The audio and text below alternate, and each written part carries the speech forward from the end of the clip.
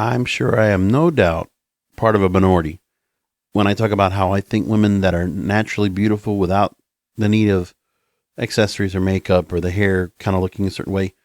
Give me a beautiful woman that's coming out of bed. Just wakes right up, hair looks like it does, face looks like it does, fresh faced. No makeup needed, no masks needed, nothing. Just nothing to hide. Because it's everything beautiful to possess and to bestow and to appreciate and to love. But so many women have been given such insecurities. There's a book right now called Beauty Sick I'm actually been listening to now on Audible. And yeah, it's a bit of a book that's a little more progressive in the fact that they try to say that there's these beauty standards that are out there that the part of the book I really appreciate is the fact that she does talk about beauty standards are ridiculous. These set after beauty standards that really are unattainable.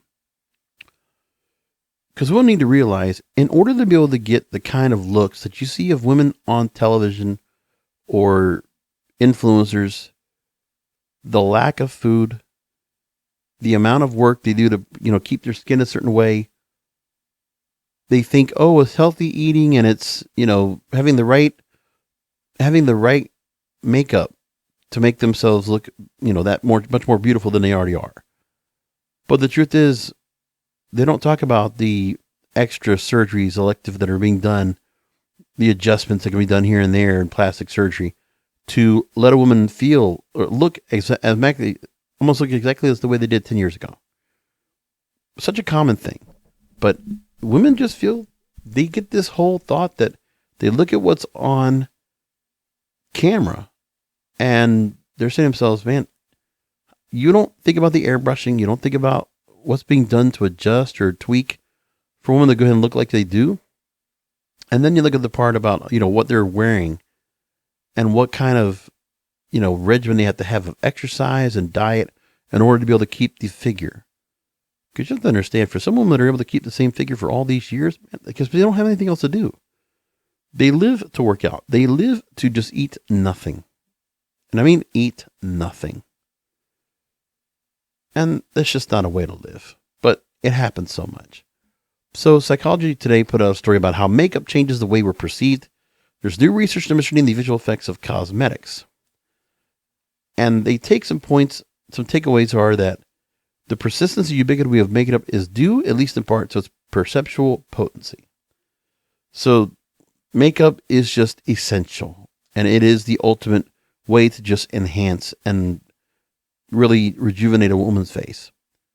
Faces wearing makeup are perceived as more attractive as they activate reward centers in the brain. Well, it's part of it. For some women it is, because it's the validation they're getting from other women that appreciate the makeup. But how many guys are really appreciating the makeup that's being done anyway? I never notice.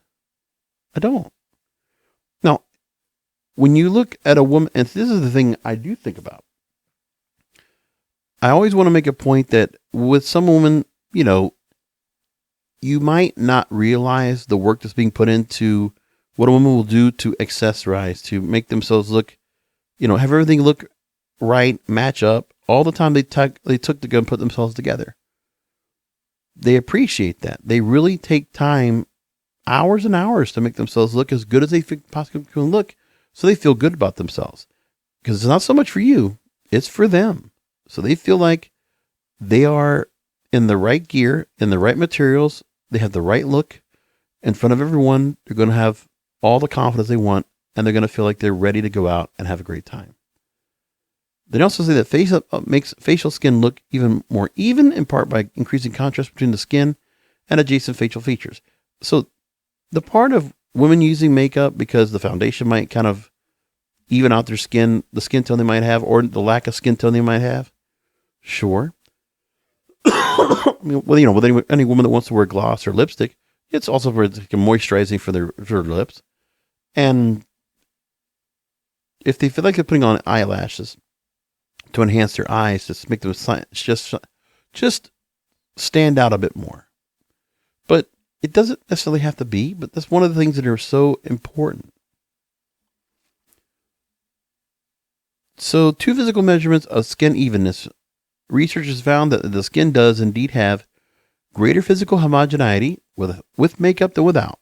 And the same says that evidence that cosmetics influence perceived skin evenness, with the same faces rated by participants as having even more even skin when presented wearing makeup compared to when they were not.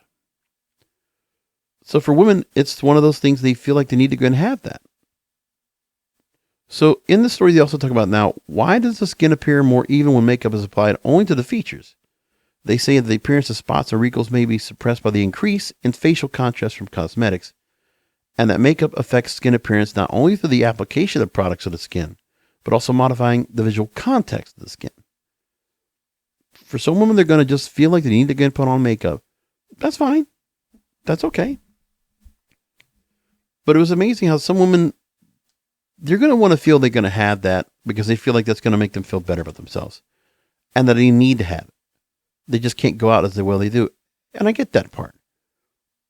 Because that's the part where you're like, if somebody is being professionally made up to appear on camera or on stage or at a public function, whatever it might be, that's the part where I understand where makeup is very important, and that's why it's done. But for the most part, if a guy's just being attracted to a woman, you're not going to have that makeup on all the time. These are obvious things, but this is something the way it's got to think about. Now, what about women that don't feel so comfortable at all? And you know what? They just decide, because of the pandemic, because of the opportunities that masking gave, initially was because to go ahead and protect others from you possibly having COVID-19.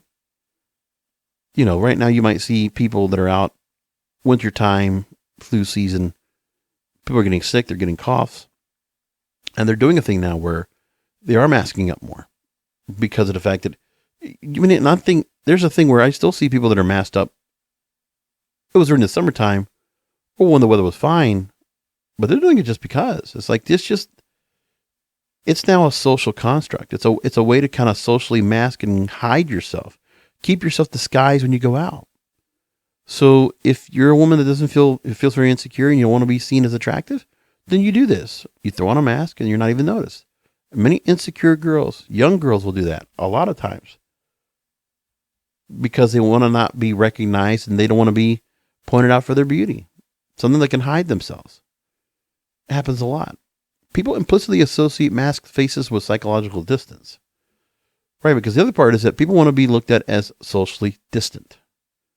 That's part of the reason they want to have that, because they want to be staying introverted while they go out. Social anxiety is their part. So in a new study they talked about, published in Social, Psychological, and Personality Science, face masks cover about 50 to 60% of people's faces, hiding many facial features, and the challenge for perceivers navigating social situations.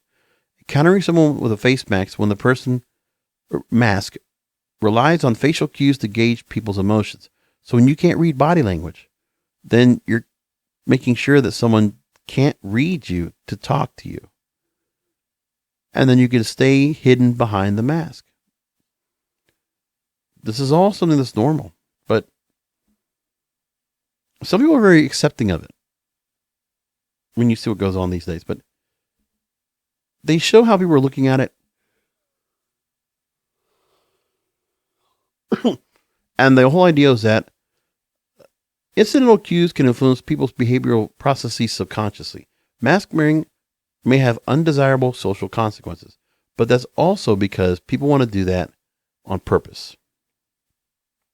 People who wear face masks tend to engage in more social distancing behaviors, may be a cue to others to keep a greater physical distance from them. Not because they're sick, it's because they are looking to isolate themselves from any outside contact as much as possible. So I guess these are the kind of people behind their makeup or their masks. They're not going to be so depraved and debaucherous.